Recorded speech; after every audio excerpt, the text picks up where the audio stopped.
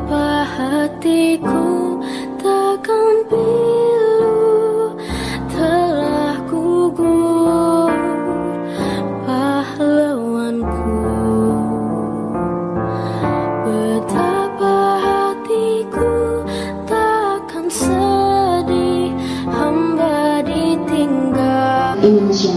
Namun upaya itu tidak membuahkan hasil. Jawab yang benar. Cepat, ayo, cepat. Jadi mobil kita, ayo ambil. Atas saran Jenderal Besar Sudirman, Bung Karno diminta untuk mengirim utusan khusus kepada Raisul Akbar Nahdlatul Ulama Hadratus Syekh Haji Hasyim Asy'ari di Ponpes Tebu Ireng Jombang. Tujuannya untuk meminta fatwa tentang hukum berjihad membela negara yang notabene bukan negara Islam seperti Indonesia. Assalamualaikum. Waalaikumsalam. Kiai, saya utusan dari Bung Karno. Beliau menitipkan pesan. Apa pesan Bung Karno? Beliau berpesan, apakah hukumnya membela tanah air? Bukan membela Allah, membela Islam, atau membela Al-Quran? Sekali lagi membela tanah air, apa hukumnya, Kiai? Hukum membela negara dan melawan penjajah adalah fardu ain bagi setiap mukallaf yang melawan penjajah itu, termasuk jihad fisabilillah.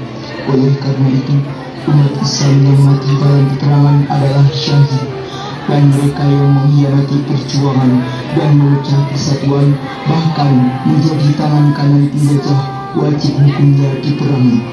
Perang menolak dan melawan penjajah itu fardu ain yang harus dikerjakan orang-orang Islam, laki-laki, perempuan, anak-anak, bagi yang bersenjata atau tidak, bagi yang berada dalam jarak lingkaran 94 km dari tempat masuk, dan kedudukan musuh bagi orang-orang yang di luar jarak lingkaran tadi. Kewajiban itu menjadi fardu kifayah yang cukup kalau dikerjakan sebagian saja. Kemudian Kiai Haji Hasyim Asy'ari memanggil Kiai Haji Wahab Hasbuah dari Tandak Beras Jombang. Kiai Wahab diminta mengumpulkan ketua-ketua Nahdlatul Ulama se-Jawa dan Madura untuk membahas fatwa tentang hukum berjihad membela negara. Pada tanggal 21 sampai 22 Oktober 1945, PBNU menggelar rapat Konsul NU se-Jawa dan Madura di Surabaya, menghasilkan resolusi jihad sekaligus mengeluarkan fatwa jihad Rais Akbar Nahdlatul Ulama. Kontrakan. Bismillahirrahmanirrahim. Resolusi jihad Nahdlatul Ulama seluruh daerah Jawa Madura memutuskan memohon dengan sangat kepada pemerintahan Republik Indonesia supaya menentukan dan mengupayakan tindakan yang nyata dan sepadan terhadap usaha-usaha yang membahayakan kemerdekaan dan agama dan negara Indonesia, terutama dengan pihak Belanda dan kaki tangannya, supaya memerintahkan perjuangan yang bersifat sabilillah untuk tegaknya negara Republik Indonesia dan agama Islam. Selanjutnya, kami berfatwa bahwa setiap muslim tua dan miskin sekalipun wajib memerangi orang kafir yang merintangi kemerdekaan Indonesia. Yang kedua, pejuang yang mati dalam perang kemerdekaan Indonesia layak disebut syuhada. Dan yang ketiga, warga negara Indonesia yang memihak pada Belanda dan sekutunya dianggap memecah belah persatuan.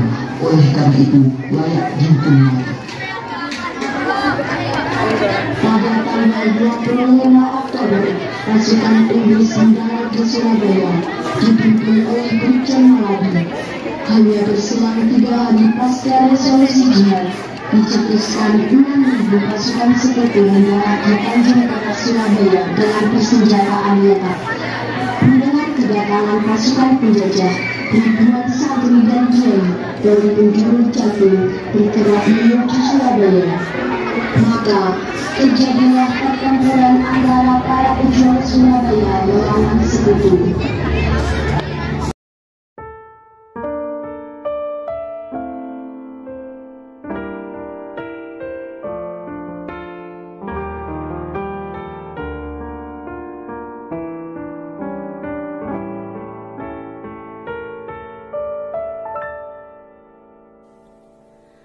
Betapa hatiku takkan pilu, telah gugur pahlawanku. Betapa hatiku takkan sedih, hamba ditinggal sendiri. Siapakah kini pelipur lara, non setia dan perwira? Siapakah kini pahlawan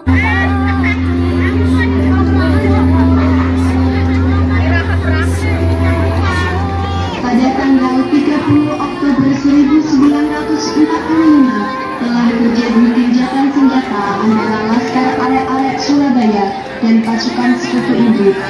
Sore hari usai kesepakatan gencatan senjata, rombongan Bimo Kontak Inggris menuju ke gedung Internasional yang terletak di samping Jembatan Merah. Namun, sekelompok pemuda Surabaya menolak penempatan pasukan Inggris di gedung tersebut. Mereka meminta pasukan Inggris kembali ke Tanjung Perak sesuai kesepakatan gencatan senjata. Kalau beritahu mereka bahwa kita setuju gencatan senjata dengan Indonesia. Iya, Pak. Jangan ingkari kesepakatan itu, karena itu membuat nama baik kita hilang dan tidak dipercaya lagi. Tenang saudara-saudara, Tunggal Raden Bung Hatta telah setuju untuk gencatan senjata. Ya, Pak. Kalau itu benar, musuhi saja mereka. Musuhi senjatanya, musuhi. Ayo,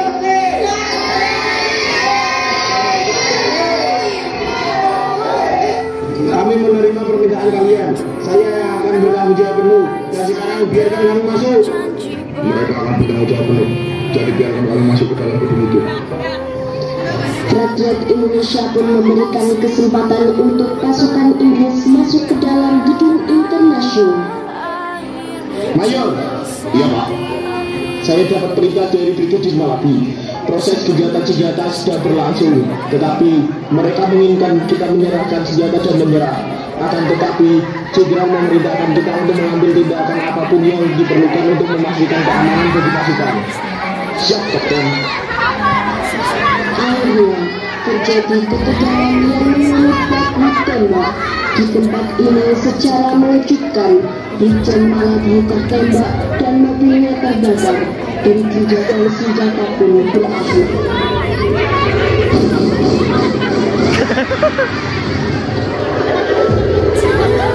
Pengganti Malabi Jenderal Robert Mercer mengultimatum Laskar Pejuang dan Tentara Indonesia agar menyerahkan senjata kepada Inggris.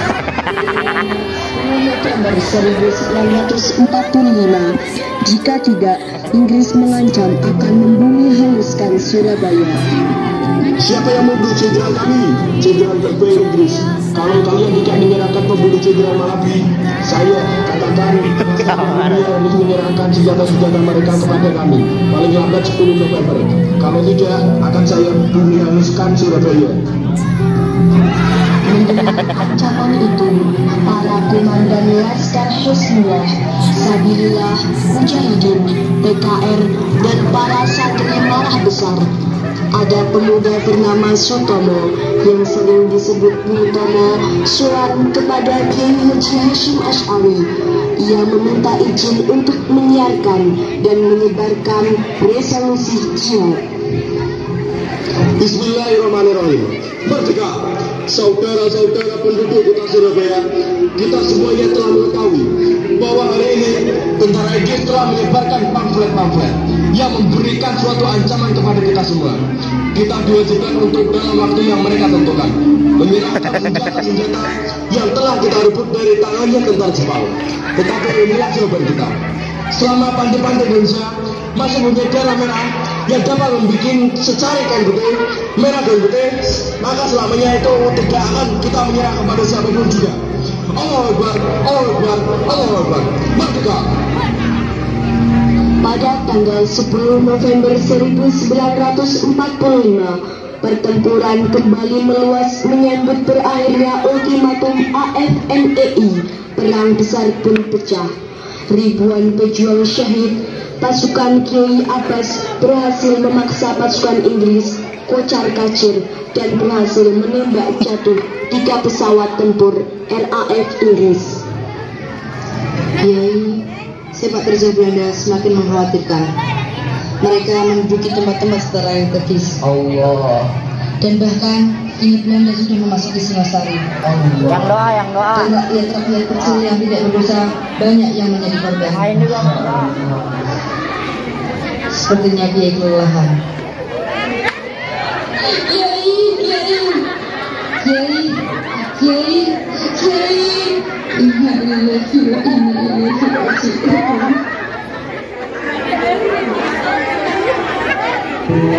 Indonesia berduka karena kehilangan Kiai Haji Hasyim Asy'ari. Namun perjuangan terus membara demi negara kesatuan Republik Indonesia. Walau pasca negara terekspor dengan baik. Pada hari ini, para santri telah mendiskualifikasikan perjuangan para santri dalam mempertahankan negara kesatuan Republik Indonesia. Jangan lupakan sejarah.